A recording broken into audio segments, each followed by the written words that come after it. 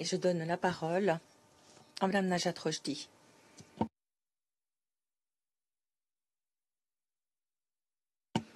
Madame la Présidente, c'est pour moi un honneur que de présenter cet exposé au Conseil de sécurité, qu'il me soit permis d'emblée de me faire l'écho de la condamnation du secrétaire général de toute escalade militaire au Moyen-Orient et de réitérer son appel à Israël et à l'Iran afin qu'ils fassent montre de toute la retenue possible.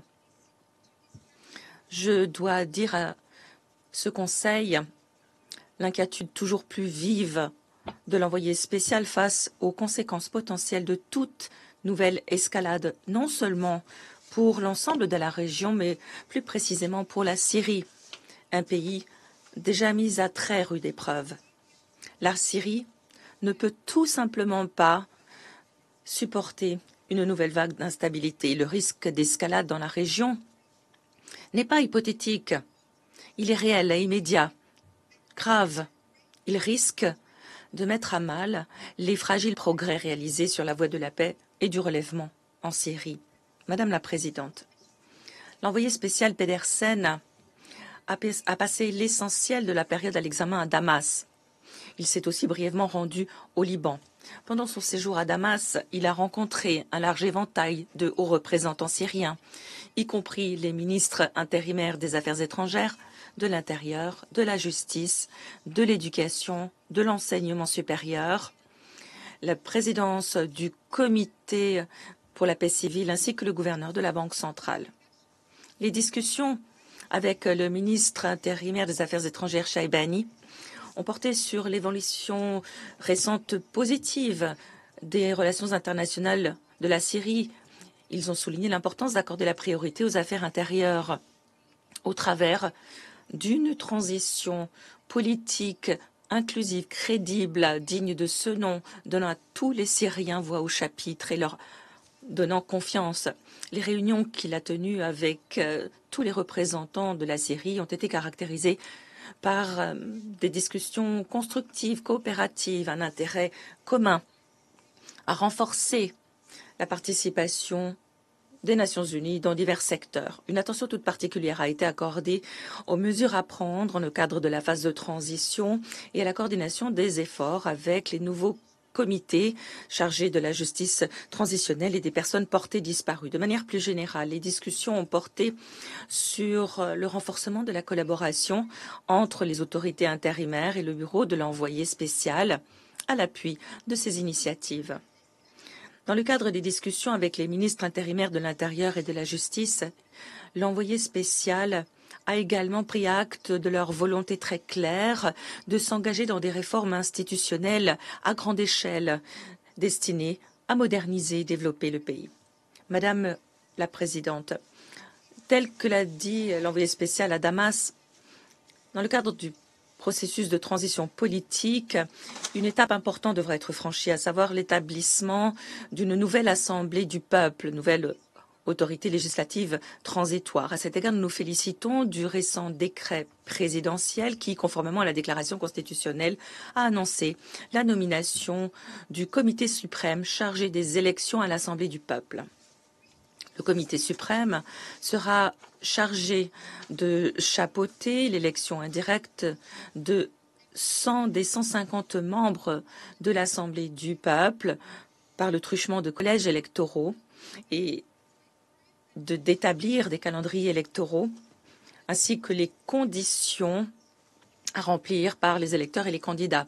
Nous encourageons le Comité suprême à prendre des mesures de nature à préserver l'inclusivité, la transparence et l'ouverture à tous les stades de ce processus. Ces efforts supplémentaires seront nécessaires pour faire en sorte que l'Assemblée du peuple soit considérée comme le socle du consensus politique, un facteur de stabilité, une instance représentative de l'unité, de toute la diversité de la nation. Nous encourageons aussi tout particulièrement l'adoption de mesures de nature à permettre la participation réelle des femmes et des jeunes à ce processus.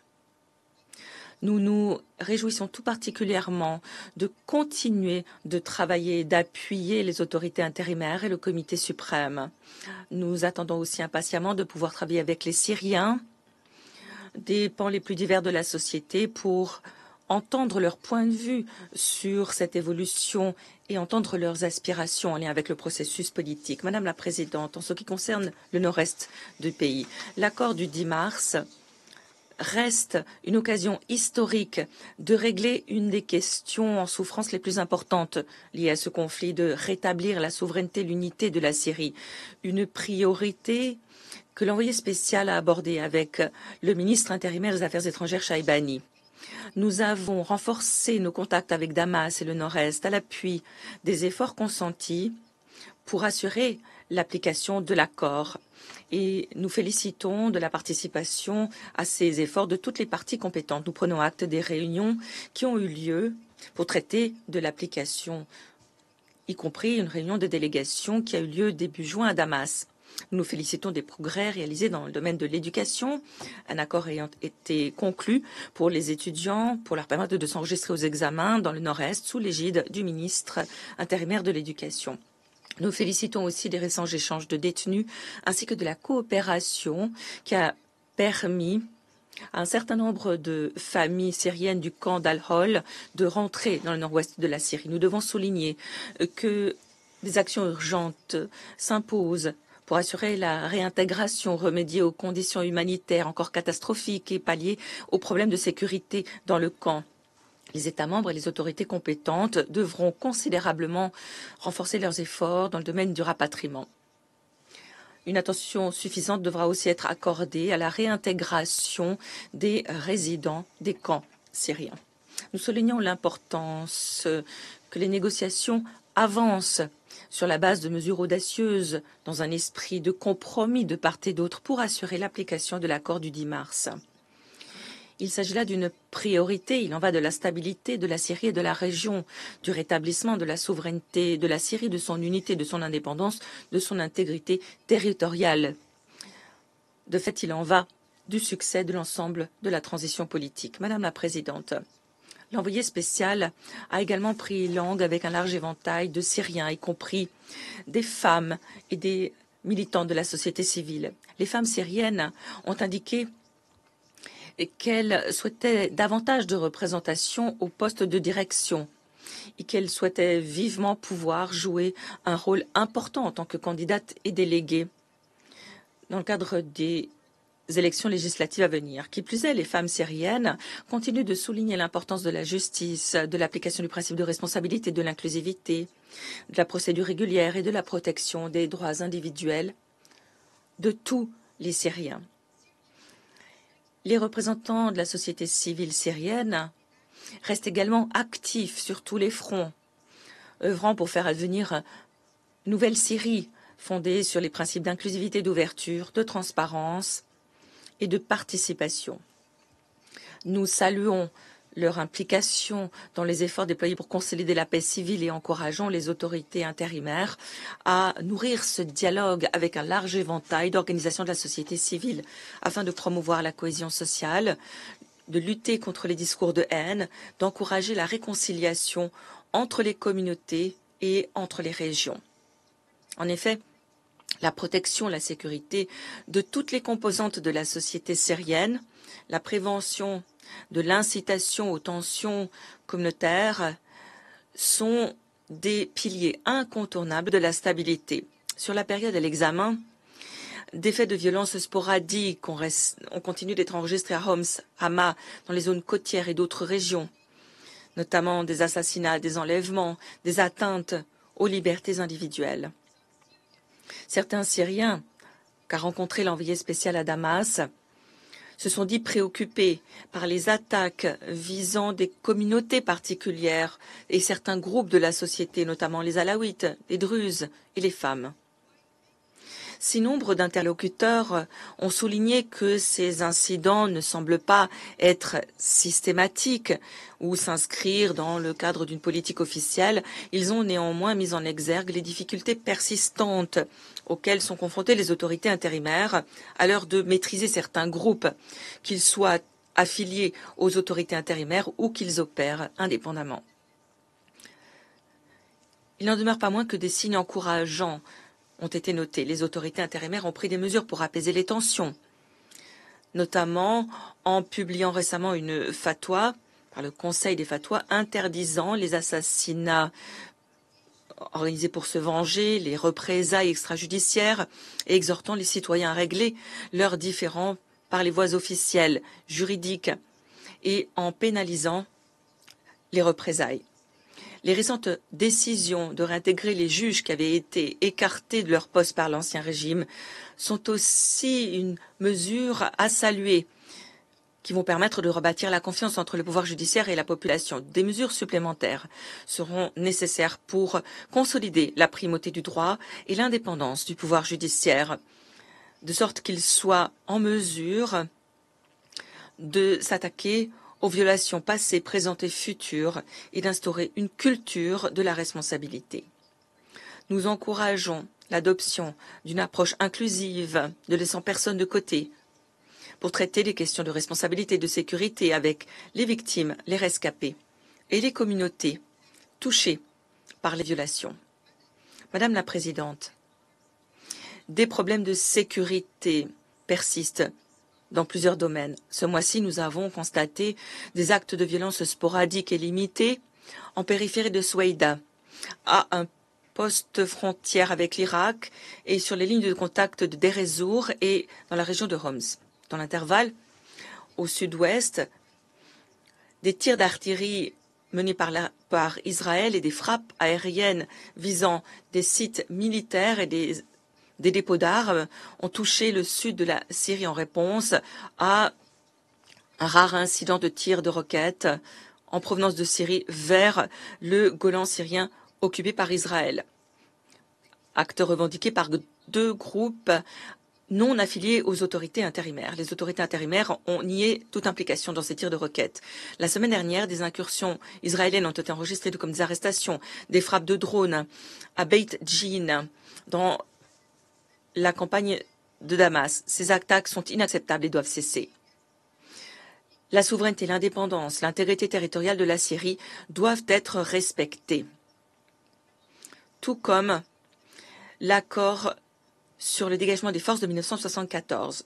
La diplomatie est possible et doit être la priorité.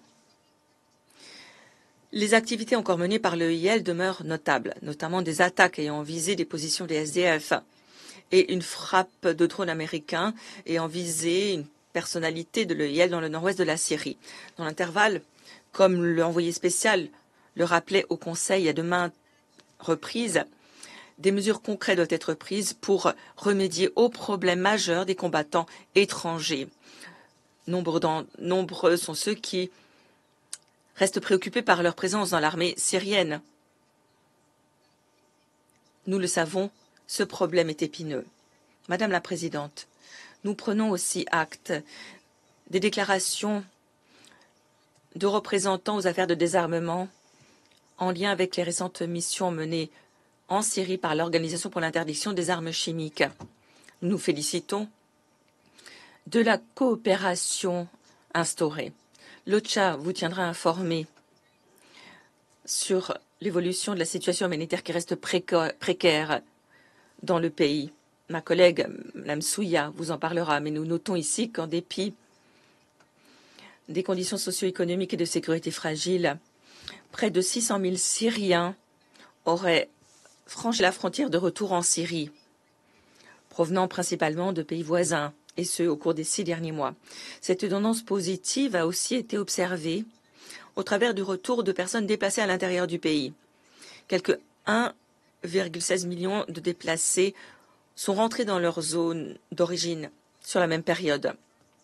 La question de savoir si ces retours est durable et dépendra de bien des facteurs, notamment de la disponibilité de logements, de services publics, d'infrastructures et de la revitalisation de l'économie. À cet égard, nous avons été encouragés la semaine dernière de constater la fermeture permanente du camp de Rougban. Nous espérons que tous les camps de déplacés dans le pays et dans les pays voisins pourront connaître le même sort. Nous nous félicitons toujours des mesures prises à l'international pour contribuer à au relèvement économique du pays. Ce mois-ci, une licence américaine a été délivrée ainsi qu'une levée de 6 mois des sanctions César. Avec la levée des sanctions économiques de l'Union européenne en mai et de celles du Royaume-Uni en avril, un grand nombre de transactions ont été autorisées qui visent à faciliter les activités commerciales dans différents secteurs clés de l'économie syrienne. Nous prenons aussi acte de la signature d'un contrat commercial important entre un consortium d'acteurs régionaux et internationaux et les autorités intérimaires syriennes qui prévoit la construction de plusieurs centrales d'énergie solaire et de production de gaz. Ces projets, lorsqu'ils seront parvenus à leur terme, pourront fournir de l'électricité aux Syriens pour améliorer la sécurité énergétique, la reprise économique et la résilience des infrastructures. Il sera ainsi possible d'améliorer les conditions de vie dans le pays, mais d'autres mesures devront être prises pour permettre au secteur privé de tirer pleinement parti de ce potentiel.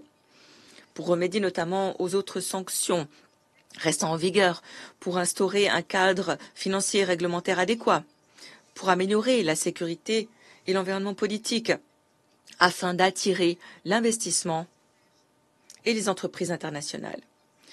Nous nous félicitons de la reprise de contact entre la Syrie et les institutions financières internationales, notamment la Banque mondiale et le Fonds monétaire international.